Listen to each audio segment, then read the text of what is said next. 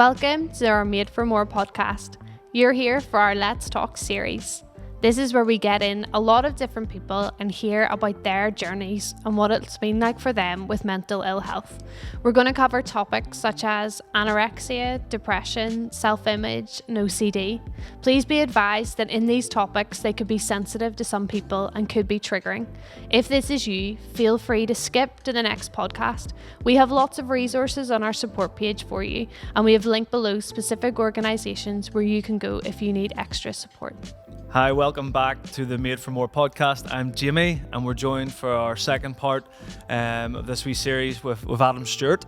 If you haven't heard the first part of Adam's story, I'd encourage you to go back and listen to the previous episode, which was amazing as Adam started to share about his journey through life that led him to addiction with alcohol and had a massive impact on his mental health. So Adam, thanks for staying with us. All right, you hung around for part two, and in the last episode, you kind of finished by highlighting that through just your desire to fit in, you just got involved in drinking a lot of alcohol. The sort of very stereotypical culture in Northern Ireland where you go out, you just consume a lot of alcohol, and for you that led to an addiction. It led to making bad choices, and you at some point got behind a car while drunk, and you knocked someone down, and that led to spending time in prison. Could you just pick up the story from there in terms of what that was like for you? How did it impact your mental health when you came out of prison? You know, just I suppose maybe just set the scene for everyone listening. I think after it happened, there's obviously there's a legal system in place now. Me as a person, like when I did what I did, although as inebriated as I was at the time, something inside me told to stop immediately. Yeah. Honestly, the recollection of that is vague, non-existent. Yeah. But there was 2 years essentially, or just over, elapsed between it happening and then sentencing. So there was a long time. I wasn't seen as a flight risk. I think the police officers and everyone involved realised straight away that they weren't dealing with someone who wasn't, unbelievably remorseful for what they'd done. Yeah. They knew made some bad choices, made a mistake. I'd done something horrendous. That and I'm not gonna. I'm just gonna say it as it is. Yeah. Before, had it happened to me, if someone had done that to my family member, or I'm sure if it's happened to somebody else's family member, the person is without doubt a scumbag or called a word to that. And I mean, I had myself held on that level. Yeah. Well, I've chatted to you about this, earlier, and again, like that guilt and remorse is there, all these years later. I think if it left me, I wouldn't be who I was. I remember getting sentenced, and I mean, I'm not trying to paint a picture of empathy, but I'm trying to paint a picture of like, you get asked sort of in legal proceedings to sort of talk about who you are as a person, because. Yeah. I was at that stage ready to take the biggest sentence that I could get. The guilt was killing me. Yep. I didn't know how to live with the guilt. It was consuming my every thought. Yep. It wasn't fear. I think whenever I was sentenced, hearing, it was the first time I'd actually been read out the injuries that I had caused the guy. Yeah. And that's what caused, I just remember weeping, sobbing. The actual sentencing and the time in which I was sentenced didn't really, I tried to say to people, it was a moment of, it was relief. Yeah. Fear, I didn't want, my mom and dad were upset, friends were upset, but relief, because I couldn't, I struggled to deal with what I'd done to somebody else, and it's not just that individual, you're dealing with a whole network of people. Yeah. You're not dealing with hurting someone, an individual, you're dealing with disrupting a whole family of friends. That fella had family. He had people that relied upon him. Yeah. And it's something that I can't ever, for me to turn around and say I understand the position and what I did to that person and his family, it would be, I wouldn't be doing it justice, because I could never, I count myself, I suppose, very lucky that, I wish I could have been on the receiving end of it. Yeah. I went to prison. I suppose whenever I went down to you get brought down to the holding cell whenever you're and my barrister at the time, I'll never forget him crying, getting upset because he knew, like the judge, that I wanted to go to the prison. Yeah, there was no other option for me. I needed to do it. You needed it in a sense. Yeah. But he said to me, "Look, you need to understand, guilt is a useless emotion." Mm-hmm. And because it stops us from getting on with our life. Yeah, it's a baggage. It's a baggage. Yeah. So that he said that to me, but I also believe that without the guilt, without the remorse, and without the constant memory of it, with an alcoholic, which I later learned that I was after I got out of prison, that's when I made my realization. Without it there, you're risking or putting your sobriety at risk. Yeah, because you could repeat the same thing, and to turn around and say you'll never do something again is a big statement, because nothing's ever guaranteed. Yeah. I was out 11 months before I had my rock bottom as such. I'd been on drink and consequently drugs, which usually only took place when drink was involved, for nearly 4 days. Okay. And to cut a long story short, I got a message randomly in the middle of the night at sort of the tail end of the 4th day on it, and I'd lied and to my parents about where I was, and I told them I was going to the cinema, and I went out and I bought cocaine, and I went out and drinking, and my mum knew rightly I wasn't, but she had spoken to people who she knew in AA circles, and they had told her you have to let him. Yeah, so you've effectively, you've come out of prison, you've done your time, you're still living with the guilt and the shame. Yeah. And then 11 months in, you just go on this 4-day bender. It was getting worse. It probably got worse. And I think when you start realizing, when people drink, if you're drinking and you don't feel like you're doing something right, you got to start asking questions. Yeah. When you're drinking, you're taking drugs, or whatever your poison is, whatever you know that is. When you're doing it, when you're doing it, and it doesn't feel right.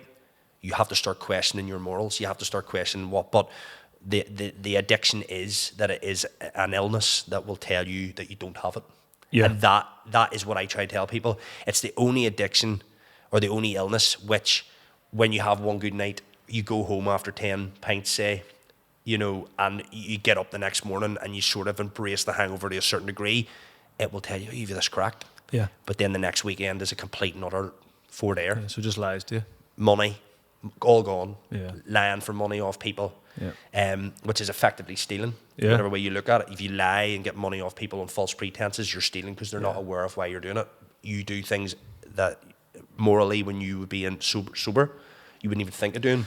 Well, it's like you were saying, there was the Adam Stewart who lived a certain way, but once there was alcohol involved, Jekyll and Hyde, you became a different person, and you made different choices. And I just wonder what it was. What was the moment where you realised, okay, I'm never going to drink alcohol again? That Well, as I say, I was at the tail end of a 4th day, and I know this sounds.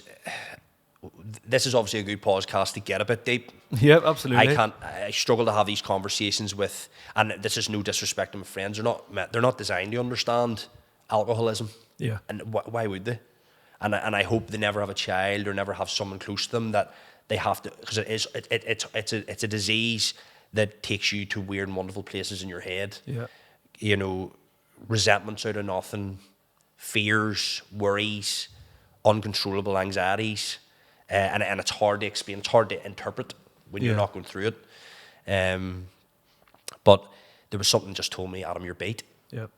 And I that's the best way to describe it. And I went home. My friend, who I don't know why he was up. You talk about things happening for a reason, or a higher power. In this case, like, he picked me up and brought me home, and my mum was sitting waiting up as if she knew it was about to happen. Yeah. And I just told my mum, like, and it was 3:30, 4 in the morning, I think, and I just told Mum, I'm beat. Now, at this stage, I was heavily intoxicated and probably had, for want of a better phrase, drank myself sober. Yes. To the point, it's hard, like, that's not the case, but like, I was coherently able to tell my mum after 4 days on substances, I am beat and I'm ready to do what it takes. And as I say, you always have that fear that the next day when it wears off, you go, oh, that was a bad one. But this time, You didn't try and talk I didn't yourself try out and of talk it? myself out of it. I knew that I was selling myself short as a human being. Yeah. And then, and I was better than the person I was portraying. Yeah. It's time to I take was the selling my mask off, parents in a short. sense. Yeah. I was selling the people that love me short. Yeah. I was creating trouble that didn't need to happen. Yeah. And life was too short. And I knew there was a journey. I didn't realize how hard the journey was going to be, because you've got to essentially change who you are. And some people don't understand it. Yeah. You got to fight for it. You've got to distance yourself from people, not because they're bad people, but because they're not complementary to what you're trying to do. Yeah. And a good friend of mine said, who's not in A, said to me, you know, Stewart, you need to be selfish here. Yeah. You got to get well. You've got to get better mentally. You've got to find that person inside you that you're happy with. Yeah. And it took a long time. Like I'm sober now, thankfully. I say there by the grace of God, because although I don't come across, especially on our Instagram, as a deeply religious person, I do believe that I couldn't get sane on my own. Something told me to stop that night and wise up. And how many years are you sober now? I'm sober. I'm sober actually 8 years last week. Amazing. So that I went to AA. My first AA meeting was that weekend in question finished on about the 10th of March, and I went to AA on the Tuesday. That finished on the Monday morning, and I went to AA on the Tuesday. So like I was nursing Serious hangover. I had the shakes. I remember I had the shakes, the worries and the fears, and I went in, but I heard voices in the room that I could resonate with, and I realised that I was in the right place. Yeah, and good. Although I'm not a frequent AA meeting sort of guy now, there's just something in my head. I hold on to my sobriety and I protect it with all my heart, because I've got a baby boy and a wife that I love, and that I wouldn't have without it. Yeah. And that's a fact. Yeah. And chatting to you, one thing that I know about you then is that you do fight to keep that, you know, and you fight every day to not drink again, and it's not easy, because it does, your mental health is linked in, and things of the past, it's all linked in, and it can be very easy in a sense to just to give in and reach for a drink. But you've worked really hard to create routines and disciplines and behaviors that help keep you on track. I was just wondering if you could share with anyone listening who maybe struggles with different addictions, but what are some of the simple things that you can do every day to look after your mental health and to keep you just going one day at a time and keep putting your best foot forward? Yeah. Yeah, look, I don't want to paint the picture of a fairy tale, because it's not. And I think people have to understand that I go through really low points all the time. And it's mixed in with like guilt and reminding. There's not a day go by where I don't remember what I did. Yeah. It will never not be the case. Obviously, there's anxieties, obsessive traits, worries, worries that come out of nowhere, resentments that come out of nowhere for things that sometimes that haven't even happened yet. Yeah. And that's part of the thinking disease. Yeah. But you have to understand that those they will pass, and not to lift the drink. Yeah. And like, I know that sounds very easy in theory, but I mean, whether it means going for a walk, you have to be prepared sometimes to move on from people. Yeah. You don't have to be rude or nasty or ignorant, but sometimes you have to move away from those which cause you mental anguish or anxieties, or to be resentful, because all I've ever been told is the worst thing an alcoholic can be is too tired, too angry, too frustrated, because it clouds your judgment. Now, I've luckily never lifted a drink, but you've just got to find something. You've got to embrace what society deems boring. Yeah, that was interesting you were saying that. Like you now have very clearly made the decision that, you know, a boring life is actually the life that you want to embrace. You know, so you've had to say, you know, walk away from certain friendship groups, walk away from certain activities, because it's actually in your family, it's in the day-to-day, going to work, coming home, going to the gym. That is actually where you find freedom. To you, it's not boring. To other people, it sounds boring, but to you, it's like, this is what I want my life to look like, because it's the best thing for me. It's self-preservation. Yeah. You know, I look at my wife and I look at my child, and I was told miracles will happen every day, but they're not miracles like you read about in the Bible. They're personal miracles. When I look back on my life 10, 15 years ago, and somebody said you would be married to the most amazing woman, an understanding person for your plight. Yeah. And have a beautiful child who, albeit does not sleep, but is an amazing wee boy, I would have probably told you to wise up, because I didn't see that for myself. Yeah. And now I wake up every morning, and even though I've had 2 hours sleep right now, Yeah. you know, I know talking about this and sharing this and letting people know that it will be okay as long as you do the right things every day. Yeah. I was told another thing, do the right things and the right things will happen. And that sounds, you're just like, mate, what do I do with that? Yeah. Yeah. Where'd you Like, get, what do I do? what card did you read that on? What do I do? But it's true. And weirdly enough, my dad used to say it to me, keep it simple. Yeah. Because look, time is all about this. You wake up every day and we're lucky to be alive. You see what's going on in Ukraine. You see what's going on. There's travesties all over the world. There's kids being born into absolute, like, horrendous situations. They have no control over it and they don't understand it. And they're too young to be in that situation. Yeah. And people talk about not being able to get blooted at the weekend and make fools of themselves is a boring life. Yeah. I call it bliss. Yeah. And that's the difference between me now and me 10 years ago, because I wake up every day despite how I feel and I remember what I did and I hate myself for what I did and I regret what I did and I always will. But I wake up and I know what I did the day before. Yeah. And I know what I said the day before and I can apologise if I make a mistake without buts or excuses. People don't realise that apologising is the hardest thing to do when it doesn't follow by but. Yeah. Right? You don't make because that's excuses. not an apology. Yeah. But if you apologise for something and clear your side of the court, you can never, ever, it humanises you. Yeah. And it's hard because sometimes you don't want to say sorry, but you will find solace in going, right, humbling yourself to do that. you just say, I'm sorry, I did something wrong there, irrespective, and you don't say, but you did this to me, that doesn't work. Yeah. And I've learned how to do that. Yeah, that's And it's, sometimes you have a head argument or two for a day, but just wake up every morning, try and find something that you know will positively benefit you, even if it is, right, I'm going to make a start. If it is drink or drugs, say to yourself, I'm not going to take drink, I'm not going to take drugs today. Try and get to meetings somewhere where there is like-minded people. Yeah. Because who understand what you've been through. who understand, because there's things going on in people's head and young people. I didn't have really social media whenever, and I'm so happy that I didn't. I might not be here today. Yeah. Young people have to deal with a lot of stuff and a lot of social pressures, and it's hard for their young minds to sort of to pull away. Bombarded with it, yeah. And if they do have that addiction in them, I mean, they're unless they're with like-minded people who they can look up to and empathise with and see, well, you're 10 years older than me and you're doing all right and you're not drinking or you're not taking drugs or you're not gambling. That's the only place you'll find that is in groups like AA and NA and gamblers and all. That's the only place you'll find that. And it doesn't need to be a negative stigma. You're not weak. No, not because at all. you go to these things. Yep.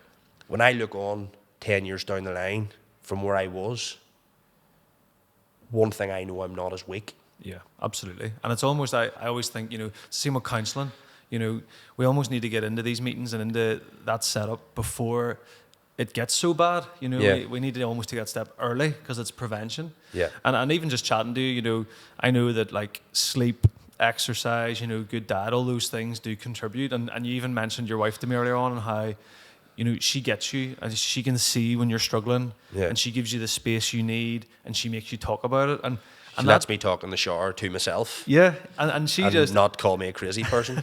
And that's it though, but it's realizing that, we all do need someone in our life that we can talk to. But that person also needs to give us the space to deal with it our own way, because there's no one size fits all. Some people want to talk instantly. You might need a day or two just to process things. But I just love that your wife, she knows you and that gives you the freedom to, you don't have to put a mask on with her. You just get to be Adam and then she helps you through that. Well, if we're just to finish, if there was just one thing you would say to anyone listening who maybe is they're drinking a lot, they're taking drugs, or they're gambling a lot, and they're sort of wondering like, am I an addict or is this going the wrong way? Like, if you had one bit of wisdom or advice for them, what would that be, just to finish us off? Just assess. I mean, with whatever it is you're doing, drinking, drugs, it's very, very difficult. And I know I was 29 before I sort of realised, but is your life what you want it to be? with these substances in it. You know, is your life out of control? You know, you got to look at or is your life become unmanageable? Yeah. And that can be small things like not turning up for work, stealing, you know, taking money under false pretenses. The lies and just... Because let's be honest, but like people that drink normally, i.e. not me when I drink, don't need to do that sort of stuff. Yeah.